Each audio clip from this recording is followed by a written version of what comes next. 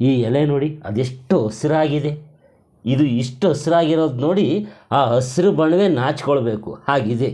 ಹೌದು, ಇದು ಮುತ್ಕುದೆಲೆ. ಹಿಂದೆ ನಾವು ನಮ್ಮ ಹೊಲಗಳಲ್ಲಿ ಅಪ್ಪನ ಜೊತೆ ಕೆಲಸ ಮಾಡ್ತಿರ್ಬೇಕಾದ್ರೆ ನಮ್ಮ ಅಮ್ಮಂದಿರು ಊರುಗಳಿಂದ ಬುತ್ತಿ ಹೊತ್ಕೊಂಡು ಬರ್ಬೇಕಾದ್ರೆ ಎಲ್ರಿಗೂ ತಟ್ಟೆಗಳ್ನ ತರ್ತಾ ಇರಲಿಲ್ಲ. ಒಂದೆರಡು ತಟ್ಟೆ ಇಟ್ಕೊಂಡು ಬಂದುಬಿಡ್ತಿದ್ರು. ಅಲ್ಲದೆ ಆಗಿನ ತಟ್ಟೆಗಳು ಅಂದರೆ ಕಂಚಿನ ಗಂಗಾಳಗಳು, ಅವನ್ನೆಲ್ಲ ಹೊತ್ಕೊಂಬಂದರೆ ಬುತ್ತಿ ಇನ್ನಷ್ಟು ಭಾರ ಆಗ್ತದೆ ಅಂತೇಳಿ ಹಾಗೆ ಬಂದುಬಿಡ್ತಿದ್ರು. ಆಗ ನಾವು ಈ ಮುತ್ಕುದೆಲೆಯನ್ನು ಕಿತ್ಕೊಂಡು ಅವನ್ನೊಂದಕ್ಕೊಂದು ಜೋಡಿಸಿ ಇವನ್ನೇ ತಟ್ಟೆ ಮಾಡಿಕೊಂಡು ಊಟ ಮಾಡ್ತಾಯಿದ್ವಿ. ನೋಡಲಿಕ್ಕೆ ಅಷ್ಟೇನು ಚಂದವಾಗಿ ಕಾಣದಂತೆ ನೀಟಾಗಿ ಬೆಳೆಯದೆ ಅಸಡೆ ಪಿಸಡೆ ಬೆಳೆದು ಬಿಡುವ ಈ ಮುತ್ಕುದ ಮರ ಒಂದು ಸಾಧಾರಣ ಸೈಜಿನ ಮರ, ಆದರೆ ತುಂಬ ಗಟ್ಟಿಯಾದಂತಹ ಮರ. ಈ ಮರವನ್ನು ನಾವು ಮುತ್ಕ ಅಂತ ಕರೆದ್ರೆ ಇದನ್ನು ಬ್ರಹ್ಮವೃಕ್ಷ, ದೇವರ ಮರ ಅಂತಲೂ ಕರೀತಾರೆ. ಒಂದೇ ಮಾತಿನಲ್ಲಿ ಹೇಳಬೇಕಂದ್ರೆ ಇದು ಮಾನವನಿಗೆ ದೇವರು ಕೊಟ್ಟ ವರ ಈ ಮರ ಅಂತಲೂ ಹೇಳ್ತಾರೆ. ಯಾಕಾಗಿ ಈ ಮರವನ್ನು ಮಾನವನಿಗೆ ದೇವರು ಕೊಟ್ಟ ವರ ಅಂತಾರಪ್ಪ ಅಂದರೆ ಇದು ಅಷ್ಟೇ ಧಾರ್ಮಿಕವಾಗಿ ಮಹತ್ವವುಳ್ಳ ಮರವಾಗಿದೆ. ಅಂದರೆ ಇದು ನವಗ್ರಹಗಳಲ್ಲಿ ಚಂದ್ರನನ್ನು ಪ್ರತಿನಿಧಿಸ್ತದೆ. ಹೀಗಾಗಿ ಈ ಮರದ ಚಕ್ಕೆಯನ್ನು ಹೋಮದಲ್ಲಿ ಬಳಸ್ತಾರೆ, ನವಗ್ರಹ ಪೂಜೆಯಲ್ಲಿ ಬಳಸ್ತಾರೆ. ಅಷ್ಟಲ್ಲದೆ ಈ ಮರ ಮನುಷ್ಯನ ಕಾಯಿಲೆಗಳಿಗೆ ಒಂದು ಔಷಧೀಯ ಸಸ್ಯವಾಗಿ ಬಳಕೆಯಾಗ್ತಾ ಇದೆ. ಇದೂ ಅಲ್ಲದೆ ಒಂದು ಕಾಲದಲ್ಲಿ ಆರ್ಥಿಕವಾಗಿ ಇದು ಬಲ ತುಂಬುವಂತಹ ಮರವಾಗಿತ್ತು. ಅದರಲ್ಲೂ ಗೃಹಿಣಿಯರಿಗೆ ಗೃಹಲಕ್ಷ್ಮಿಯೇ ಆಗಿತ್ತು. ಹೌದು, ಹಿಂದೆ ಗೃಹಿಣಿಯರ ಪಾಲಿನ ಗುಡಿ ಕೈಗಾರಿಕೆಯ ಮಹತ್ವದ ಸಂಪನ್ಮೂಲ ಒದಗಿಸುವ ಏಕೈಕ ಆಧಾರ ಸ್ತಂಭ ಈ ಮರ ಆಗಿತ್ತು. ಅಂದರೆ ಈ ಮರದ ಎಲೆಯನ್ನು ಕಿತ್ತು ತಂದು ಅವನ್ನು ಒಣಗಿಸಿ ಅದರಿಂದ ಇಸ್ತ್ರದ ಎಲೆಯನ್ನು ಹಚ್ಚಿ ಗೃಹಿಣಿಯರು ಮಾರಾಟವನ್ನು ಮಾಡ್ತಿದ್ರು. ಅದರಿಂದ 2 ಕಾಸನ್ನು ಸಂಪಾದನೆ ಮಾಡ್ತಾಯಿದ್ರು. ಅದು ಒಂದು ಗೃಹಿಣಿಯರಿಗೆ ಉಪಕಸಬಾಗಿತ್ತು. ಆ ಬಂದ ಹಣದಿಂದ ಗೃಹ ನಿತ್ಯೋಪಯೋಗಿ ವಸ್ತುಗಳನ್ನು ಕೊಡ್ತಿದ್ದಲ್ಲದೆ ತಮ್ಮ ಮಕ್ಕಳನ್ನು ಕೂಡ ಓದಿಸ್ಲಿಕ್ಕೆ ಆ ಹಣವನ್ನು ಬಳಸ್ತಾ ಇದ್ದರು. ಹಿಂದೆಲ್ಲ ಮದುವೆ, ಮುಂಜಿ, ನಾಮಕರಣ, ಹೊಸ್ಕೆ ಶಾಸ್ತ್ರ, ಗೃಹ ಪ್ರವೇಶ ಸೇರಿದಂತೆ ಯಾವುದೇ ರೀತಿಯ ಶುಭ ಸಮಾರಂಭವಿರಲಿ ಆಗ ಊಟದ ತಟ್ಟೆಯನ್ನಾಗಿ ಬಳಸ್ತಿದ್ದು ಈ ಮುತ್ಕುದೆಲೆಯ ಇಸ್ತ್ರದ ಎಲೆಯನ್ನೇ.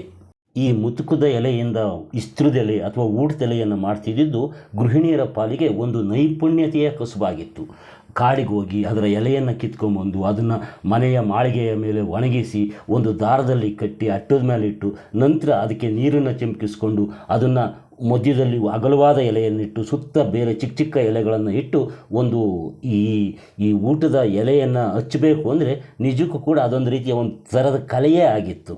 ನೋಡಿ, ಈ ರೀತಿ ಹಂಚಿ ಕಡ್ಡಿಯನ್ನು ಸೀಳ್ಕೊಂಡು ಆ ಕಡ್ಡಿಯನ್ನು ಚುಚ್ಚಿ ಒಂದು ಎಲೆಯನ್ನು ರೆಡಿ ಮಾಡ್ತಾಯಿದ್ರು. ಸ್ವಲ್ಪ ಯಾರಾದರೂ ದಪ್ಪದ ಹಂಚಿ ಕಡ್ಡಿಯನ್ನು ಚುಚ್ಚಿದರೆ ಏನೇ ಅಷ್ಟು ದಪ್ಪದ ಚುಚ್ಚಿದೆಯಾ, ಯಾರನ್ನ ಎಡೆಯು ಬೀಳಲಿ ಅಂತ ತಮಾಷೆ ಕೂಡ ಮಾಡ್ತಾಯಿದ್ರು. ಹಿಂದೆ ಮುತ್ಕುದೆಲೆನಲ್ಲಿ ಊಟ ಮಾಡುವಂಥದ್ದು ಶ್ರೇಷ್ಠ ಅಂತ ಭಾವಿಸಿದ್ರು. ಈ ಮುತ್ಕುದೆಲೆನಲ್ಲಿ ಊಟ ಮಾಡೋದರಿಂದ ಊಟದ ರುಚಿ ಹೆಚ್ಚಾಗ್ತಾ ಇತ್ತು. ಇದರಿಂದ ಅನೇಕ ಆರೋಗ್ಯಕರ ಪ್ರಯೋಜನಗಳಾಯಿತು. ಮುತ್ಕುದ ಎಲೆಗಳಿಗೆ ಶರೀರದ ವಿಷಕಾರಿ ಅಂಶಗಳನ್ನು ತೆಗೆದುಹಾಕುವ ಸಾಮರ್ಥ್ಯ ಇದೆ ಅಂತೇಳಿ ಹೇಳ್ತಾರೆ. ಈ ಮುತ್ಕುದೆಲೆನಲ್ಲಿ ಊಟ ಮಾಡೋದರಿಂದ ಥೈರಾಯ್ಡ್ ತೊಂದರೆ ನಿವಾರಣೆ ಆಗ್ತದೆ ಅಂತಲೂ ಹೇಳ್ತಾರೆ. ಅಲ್ಲದೆ ರೋಗ ನಿರೋಧಕ ಶಕ್ತಿ ಹೆಚ್ಚಾಗ್ತದೆ, ಗ್ಯಾಸ್ಟ್ರಿಕ್ ನಿವಾರಣೆ ಆಗ್ತದೆ, ಮಲಬದ್ಧತೆ ಹೋಗ್ತದೆ ಅಂತಲೂ ಕೂಡ ಹೇಳ್ತಾರೆ. ಪೂರ್ಣ ಚಂದ್ರಾಕೃತಿಯಲ್ಲಿ ರಚಿಸಿದ ಮುತ್ಕುದ ಇಸ್ತ್ರದೆಲೆ ಒಣಗಿದಾಗ ಅದರ ಗಮಲು ಮೂಗಿಗೆ ಬಹಳ ಹಿತ. ಈ ಮುತ್ಕುದ ಎಲೆ ಮೇಲೆ ಬಿಸಿ ಬಿಸಿ ಆಹಾರ ಪದಾರ್ಥ ಬಿದ್ದಾಗಲಂತೂ ಆ ಬಿಸಿಯ ಜೊತೆ ಮುತ್ಕುದ ಎಲೆಯ ಪರಿಮಳವೂ ಸೇರಿ ಮನಸ್ಸಿಗೆ ಮುದ ನೀಡ್ತದೆ, ಊಟವನ್ನು ಹೆಚ್ಚು ಸೇರಿಸ್ತದೆ. ಅದರಲ್ಲೂ ಮುತ್ಕುದೆಲೆ ಮೇಲೆ ಬಾಡೂಟದ ರುಚಿಯೋ ಆಹಾ, ಅದನ್ನು ಸವಿದೇ ತಿಳಿಬೇಕು. ಹೌದು, ಮುತ್ಕುದೆಲೆ ಗಮಲು, ಬಾಡಿನ ಗಮಲು ಕೂಡಿ ಊಟ ಭಾಳ ಭಾಳ ಭಾಳ ರುಚಿಯಾಗಿರ್ತದೆ. ಈಗೆಲ್ಲ ಮದುವೆ ಸೇರಿದಂತೆ ಶುಭ ಸಮಾರಂಭಗಳು ಊಟ ಅಂದರೆ ಅದು ಪ್ಲಾಸ್ಟಿಕ್ ತಟ್ಟೆಯ ಊಟವೇ ಆಗಿರ್ತದೆ. ಪ್ಲಾಸ್ಟಿಕ್ ತಟ್ಟೆಯ ಊಟ ಕ್ಯಾನ್ಸರ್ಗೆ ಕಾರಣ ಆಗ್ತದೆ ಅಂತ ವೈಜ್ಞಾನಿಕ ಸಂಶೋಧನೆಗಳು ಹೇಳಿವೆ. ಈಗ ಯಾರಾದರೂ ಕರೆದು ಊಟ ಹಾಕ್ತಾರೆ ಅಂದರೆ ಶುಭ ಸಮಾರಂಭಗಳಲ್ಲಿ ಊಟ ಹಾಕ್ತಾರೆ ಅಂದರೆ ಅವರು ವಿಷ ಹಾಕ್ತಿದ್ದಾರೆ ಅಂತಲೇ ತಿಳಿಬೇಕು. ಹಾಗಾದರೂ ಕೂಡ ನಮ್ಮ ಜನ ಎಚ್ಚೆತ್ಕೊಳ್ತಾರೆ.